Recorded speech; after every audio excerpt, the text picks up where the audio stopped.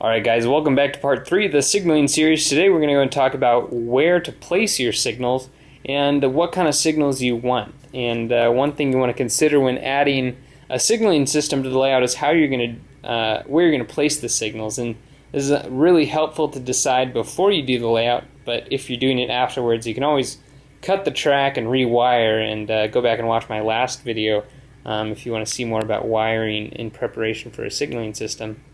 But anyways, one thing, this is a schematic, early drawings of our layout. It's pretty much the same. But one thing you want to take into consideration is where you'd like to make your block boundaries for your line, where you'd like to have control points, and where you'd like to place signals on the line. And signals are usually at the end of each block. So if a block ends here, these are two different blocks, and you have an end here, you want to place signals right there at the boundary of the two blocks in order to govern movement in each direction. So that would be ABS and CTC. When you have a CTC, you want to add control points. And a control point, if you go back and watch my first video, is a section of track usually that the dispatcher controls the turnouts within.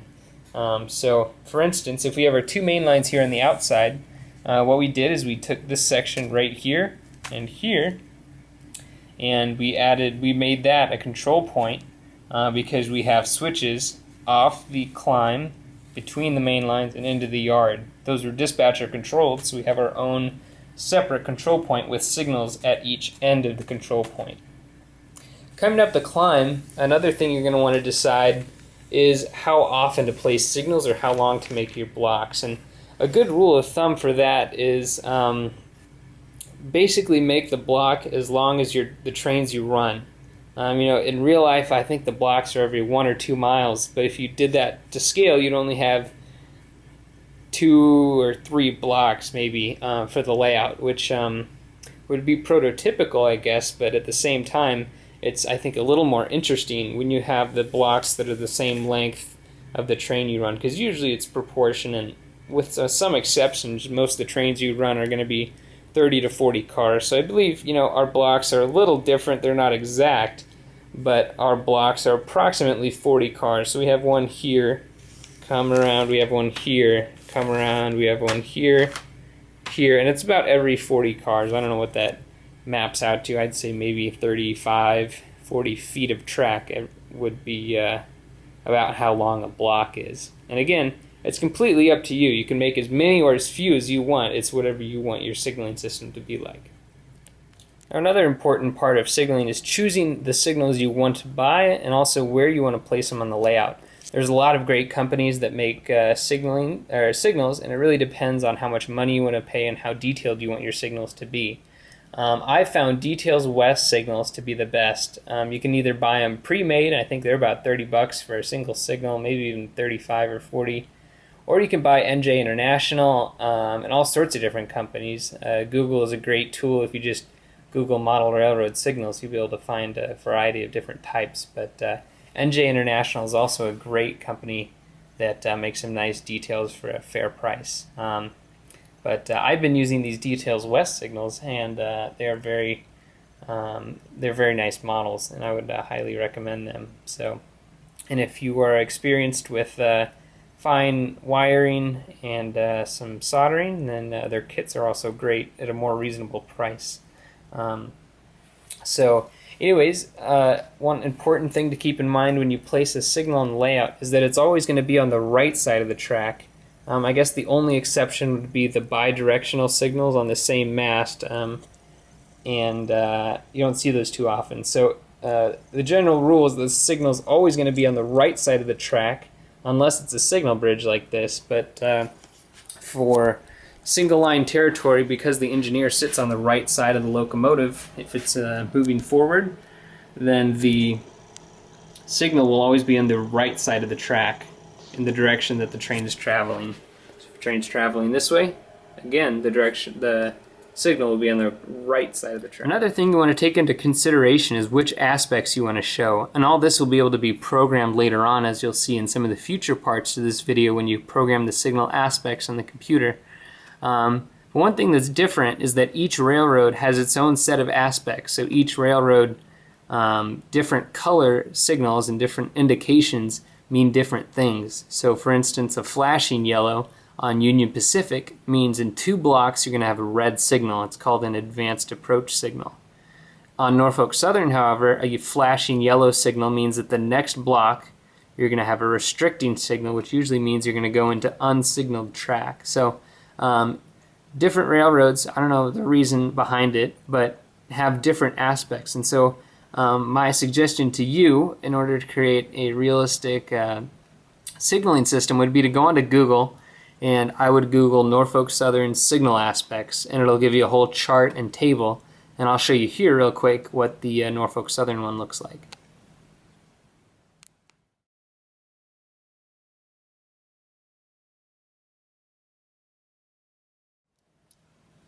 So if you're using, or if you're modeling Union Pacific, BNSF, CSX, I would just go to Google and Google search Union Pacific signal aspects, BNSF signal aspects, or CSX and signal aspects, or really whatever you like. Or you could even find generic signal aspects. There's a few things that are always going to be the same.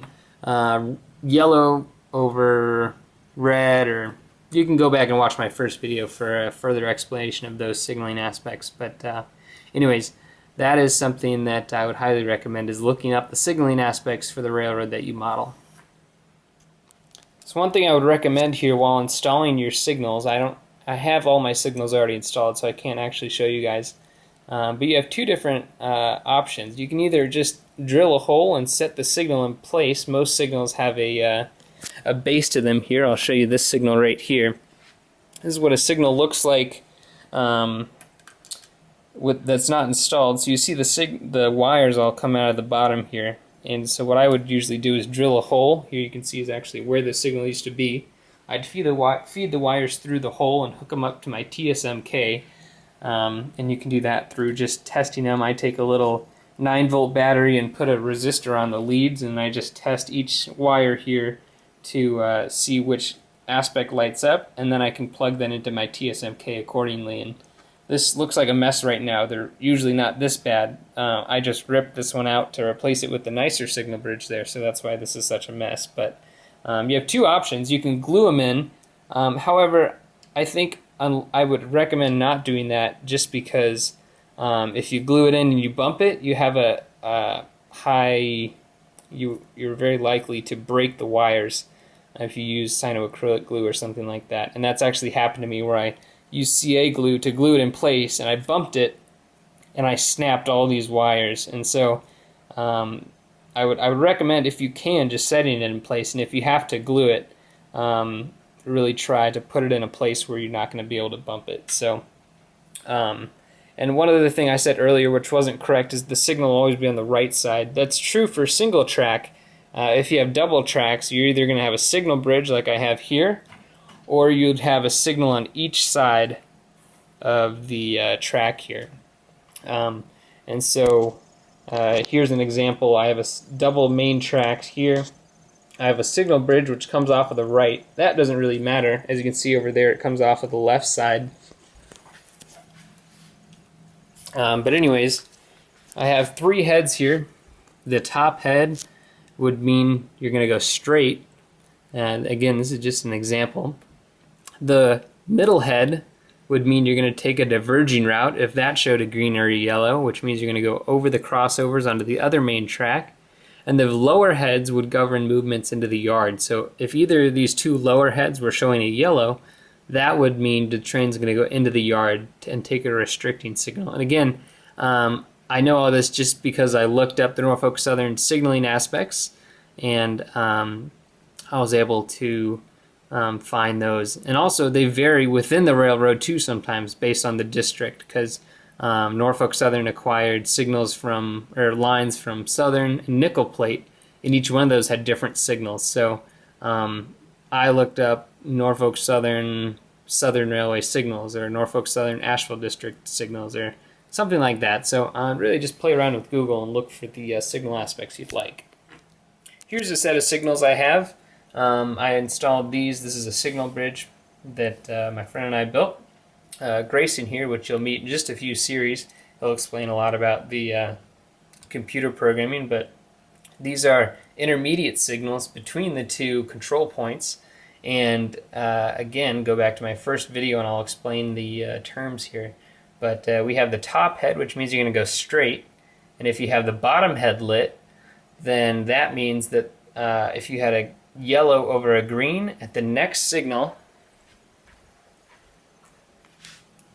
you're going to have a red over a green, which means you're going to take a diverging clear signal going through the diverging route of the turnout. So again, all this is just based on the signal aspects that I looked up on Google, and I created my signals accordingly to make realistic signal aspects for the routes ahead. Hey guys, well that just about wraps up the third part of our signaling series on how to place signals and what they're all about here. I also forgot to mention one thing. BLMA, this signal bridge right here, makes some awesome signals. So I don't know why that slipped my mind. There's all sorts of different companies, and I can post that in the description for various signals if you'd like to check them out. But anyways, again, that wraps up part 3 of our signaling series. And from here on out, we're really going to be talking about how to get these signals to work and how to bring them to life. In the past 3 parts, we've talked about the basics, how to wire your layout, and then also how to install the signals, where to place them, and what you want. And again, there's all sorts of signaling groups on Yahoo and Facebook, and that would be able to help you out, and also be able to help you out with some general questions as well. So from here on out, we're going to be in the computer, and I'm actually going to turn you over to my friend Grayson in part 4. Grayson Moore and myself have worked on this signaling system together. We've both put in equal amounts of work, and so it's been a lot of fun to work on that with him, but I totally trust him in explaining to you guys how to do all the computer work, because I think if I did it, I would honestly probably just confuse you more than I would help you. So he's going to go and explain how to install the software, how to operate the software, and how to get the panels and dispatcher station and everything completely set up. So it might sound a little intimidating at first, but I would encourage you to stick with it, give it a shot, and I think you'll be pretty happy with the results. And one other thing, he might mention this in his parts, he might not. There's not a whole lot of paperwork or documentation about how to do the software out there. So we really had to figure it all out on our own, so we're happy to help you guys and show you guys how to operate the software here in parts 4, 5, and maybe even 6. We'll see how long this goes. So if you guys have any questions, feel free to ask Grayson or I. His link will be in the description, I guess, of his parts. And hopefully we can help you out if some of these videos or something don't make sense. So anyways, guys, that's part 3. Check out part 4, and I'll turn you over to Grayson. Thanks for watching.